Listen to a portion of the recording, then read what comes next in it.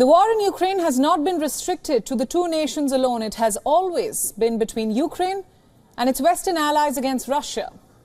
But while they are supplying Ukraine with arms and aid, the allies have not directly attacked Russia. However, Moscow claims that's not true anymore. Russia has blamed the UK Navy personnel for the attacks on the Nord Stream pipelines in September. Remember, these blasts led to natural gas leaks in the Baltic Sea. European nations were conducting an investigation into who was responsible, and Russia said it wasn't responsible. Now it has pointed the finger at London.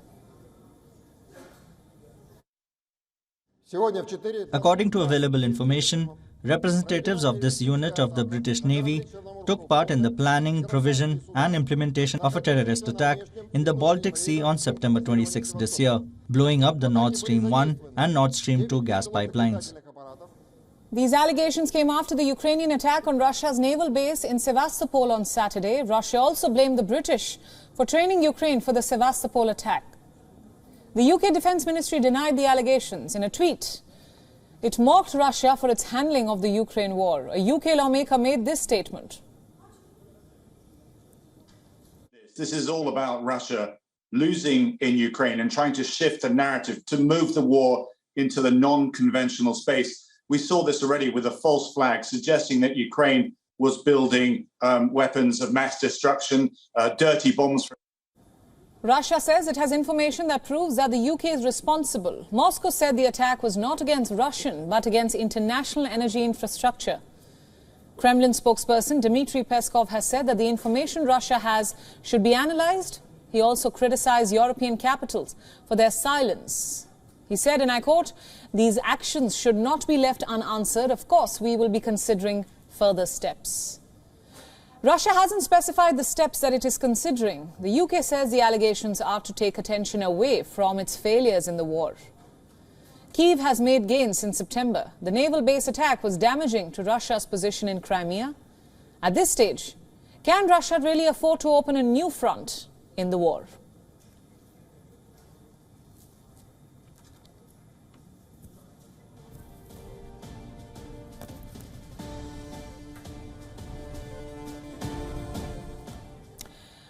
And to answer some of these questions, we have two guests with us today, Alexander Claxon from London and Fred Weir from Moscow. Claxon is a political analyst and the founder of the think tank Global Political Insight.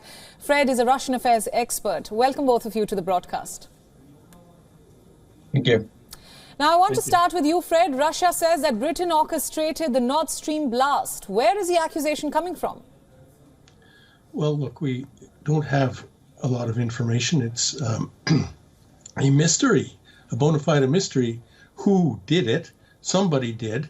And we can only apply our logical tools here.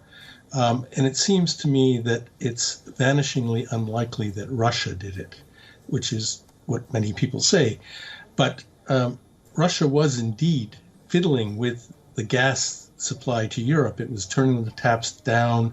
It was blackmailing Germany, particularly Germany, with the threat of cutting off gas to Europe. But Russia's game depended entirely upon being able to turn the taps back on if they got what they wanted. Once the pipeline was destroyed, Russia's leverage vanished completely.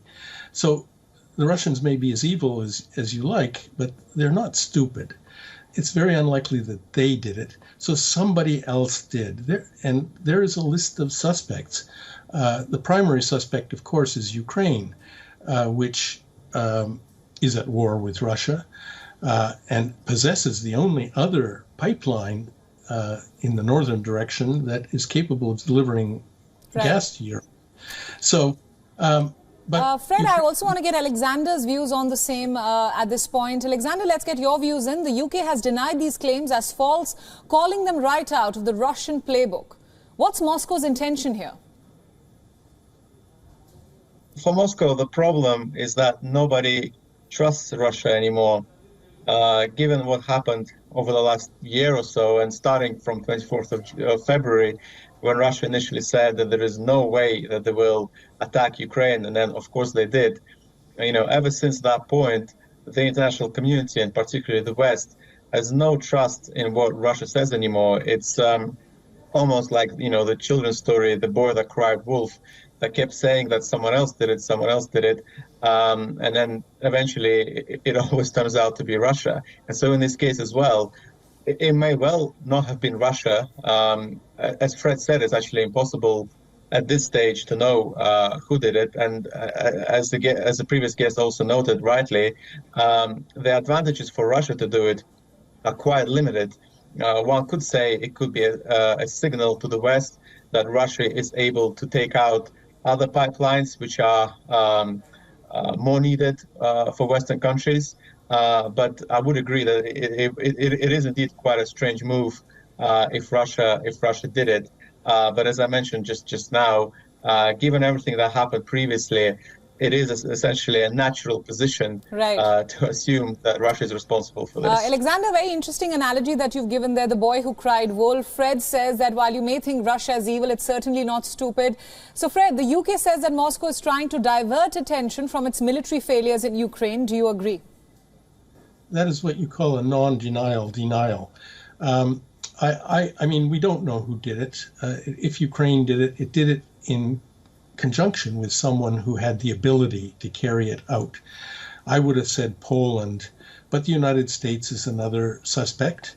And Britain, which boasts undersea capabilities, would be another. Countries that have the motive in that they share Ukraine's war aims and have, the ability to do it.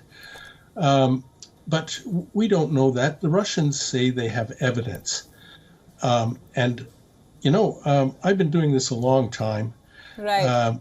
I know the Russians are capable of lying, of deceiving, of prevaricating, bending and reshaping the truth. But it doesn't mean they're always lying. Sometimes, even often, they're telling the truth or a big part of the truth. Nor is it automatically to be assumed that the British are telling the truth either. I mean, let's just take the record of their recent prime ministers as a glaring example. Right. So everybody... I think we're running out of time and I have to get the final comments in on this question. Alexander, just very quickly taking the same question from you. Is Moscow trying to divert attention from its military failures in Ukraine? What's actually the real picture here? I think what they're trying to do is portray the West as the enemy, essentially. Russia needs to continue with that narrative to suggest for its own domestic population that Russia is under attack by the West, and essentially Russia is fighting for its own survival, and claiming that Britain is responsible for the Nord Stream attacks is just another example that they can use to suggest that the West particularly is bent on destroying Russia. Right. Fred and Alexander, thank you so much for all those insights. This story is, of course, developing. There's more than meets the eye. Thanks for joining us on WION World is One. WION World is One is now available in your country. Download the app now and get all the news updates on the move.